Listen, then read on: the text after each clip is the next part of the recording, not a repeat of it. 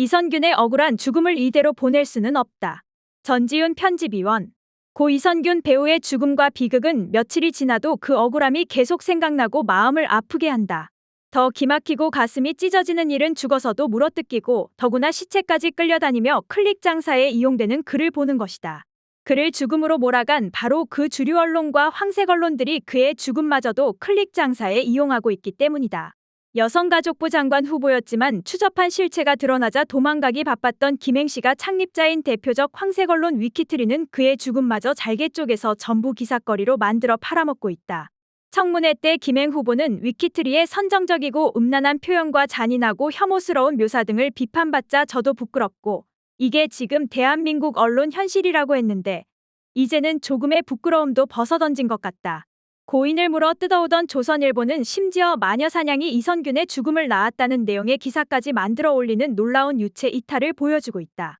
가세연은 아직도 고인을 죽음으로 등 떠민 영상물을 그대로 올려놓고 피 묻은 코인을 받고 있다. 경찰과 언론이 이제 유흥업소 실장 등을 희생양 삼아 신상 털기하면서 그 뒤로 숨으려는 것도 참으로 분노를 참을 수 없는 상황 전개이다. 관련해 이미 많은 이야기를 했지만 몇 가지를 더 추가하고 싶다.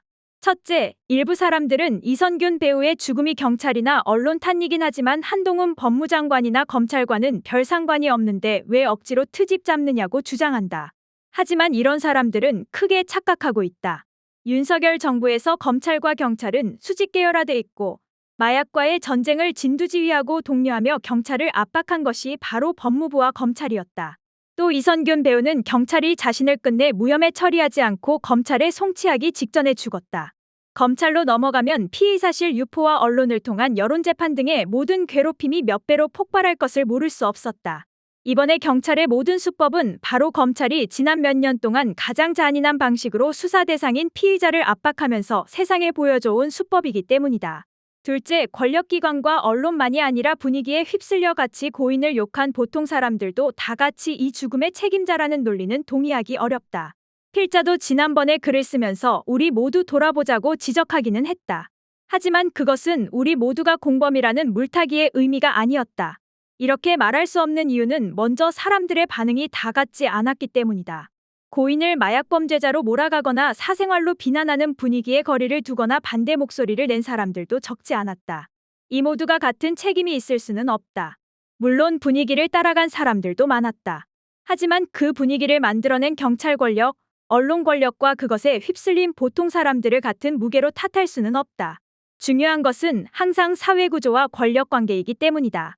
이것은 SPC의 산재 사망 사건들에서 파리바게뜨 경영진과 빵을 계속 사 먹어주는 사람들 모두가 노동자들의 죽음에 똑같은 책임이 있다는 말처럼 과도하다.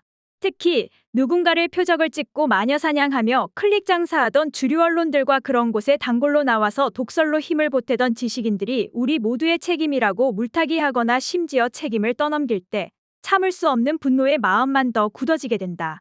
셋째, 검찰 경찰의 수사와 언론의 보도에 몰리던 사람이 죽어가던 것은 문재인 정부 때도 마찬가지였다는 논리도 동의할 수 없다. 이것은 부분적으로 사실이지만 그것은 그만큼 검찰, 언론 카르텔의 마녀사냥 구조가 매우 뿌리 깊다는 것을 보여줄 뿐이다. 문재인 정부 때에도 종북몰이나 국가보안법이 유지된 것하고도 비슷한 일이다. 물론 촛불 이후의 적폐 청산 과정에서 궁지에 몰리다 죽은 이들도 있었다. 아무리 박근혜 정부 국정농단과 각종 비리에 책임 있는 고위 관료였다고 해도 수사와 보도 과정에서 그런 식의 인권 침해를 받아서는 안 되는 일이었다.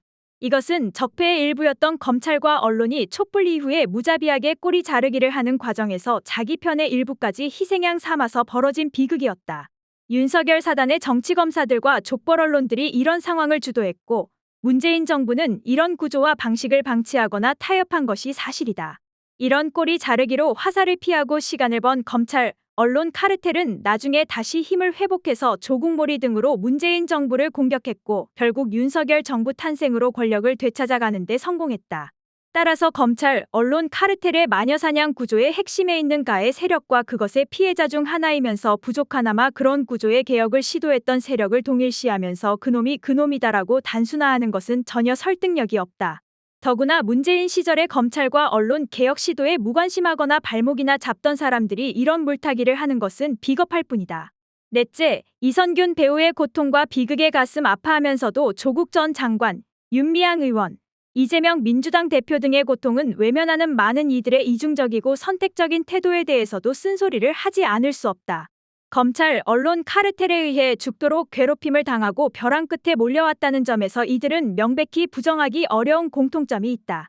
수사기관과 언론에 괴롭힘을 당했다는 점에서, 증거도 없이 피의사실 유포로 낙인 찍히고 여론재판을 당했다는 점에서 주홍 글씨가 새겨져 공개 망신을 당하며 사람들의 조롱과 비아냥에 시달렸다는 점에서 끝없이 먼지 털기를 하듯 수사하며 몰아갔다는 점에서 뭐 하나에서 실패하면 또 하나를 끄집어내 인격 살해를 당했다는 점에서 이들은 너무나 유사하다. 그런데도 이선균 배우의 비극은 가슴 아파하면서 나머지 사람들은 뭔가 당해도 싸다는 생각이 드는가. 그들은 뭔가 방어하기 어려운 위선자들이고 인격적 결함자들이고 진짜 마녀들이고 결백하거나 순수하지 않은 피해자들이고 그들을 방어하면 내가 뭔가 이상해 보이고 주변의 의심과 눈총을 받으며 관계가 멀어질 것 같아서 주저하게 되는가. 그것이 바로 검찰, 언론, 권력 카르텔이 만들어낸 결과이다. 마녀 사냥과 여론재판의 피해자를 비난과 공격을 당해도 싸고 우리가 그들의 고통을 공감할 가치가 없는 인간 이하의 존재로 만들어서 자신들의 공격을 정당하게 보이게 하는 것. 사람들이 주저하며 방어하지 못하게 만드는 것, 괴롭힘에 시달리다 끝내 누군가가 죽어야지 뒤늦게 돌아보게 만드는 것이 바로 검찰, 언론 기득권 카르텔의 방식과 수법이었다. 오늘 이재명 대표에 대한 테러도 이런 혐오 선동의 효과와 무관하지 않은 것으로 보인다. 도대체 언제까지 이것을 묵인하고 방조하다가 나중에야 후회할 것인가? 누군가를 또 잃고 나서야? 이대로 이선균 배우의 죽음을 슬퍼하다가 또 가라앉고 잊어서는 안 된다. 이선균 배우를 기억하는 시민들, 동료 대중예술가와 연예인들은 이 죽음을 낳은 정부, 검찰, 경찰, 언론, 가세형 같은 사이버레카에게 진상규명과 책임자 처벌과 재발 방지를 요구하며 일어서야 한다. 특히 연예인과 공인들은 더 이상 언제든 불러내서 두들길 수 있는 동네북이 돼서는 안 된다. 노무현, 노회찬만이 아니라 설리, 구하라. 도대체가 끝이 없다. 박근혜 정부 때는 그나마 목소리라도 낼 수 있었던 대중예술가와 연예인들이 윤석열 정부에서는 더욱 위축돼 있다. 이것은 세월호 이후에 그것을 기억하고 추모하는 수많은 관련 대중적 노래와 작품들이 나오던 것과 이태원 이후에 매우 다른 상황을 보면 알 수 있다. 이번 연말에 각종 연기 대상 시상식에서도 행사 자체에서 공식적으로 이선균 배우를 추모하는 내용과 이야기는 거의 찾을 수 없고 상을 받는 연기자 중에서 일부만이 아주 조심스럽게 암시적으로 그를 추모하는 분위기를 보면 더욱 서글퍼진다. 하지만 움츠러들면서 흩어져서 침묵해서는 안 되고 모여서 목소리를 내야 한다. 정권도 함부로 건들기 어려운 봉준호 감독 같은 이들이 앞장서 나서야 한다. 시민들이 같이 힘이 돼 주어야 한다. 석 달 동안 경찰과 언론의 괴롭힘을 당하다 우리 곁을 떠난 이선균 배우만이 아니라 5년 동안 검찰과 언론의 온 가족이 멸문지화당한 조국 가족도, 4년 동안 검찰과 언론의 마녀 사냥당한 윤미향 의원도, 3년 동안 300번의 압수수색을 당하고 지금도 물어뜯기는 이재명 대표도 크게 다르지 않다는 것을 기억해야 한다. 누군가를 지켜주지 못하고 잃고 나서야 분노하며 미안해하다가 얼마 후 다시 잊는다면 이런 비극은 이슈와 표정만 바뀌어서 끝없이 반복될 것이 명백하다. 이선균 배우의 죽음이 헛되이 다시 잊히지 않도록 함께 목소리를 내고 모여서 싸울 필요가 있다.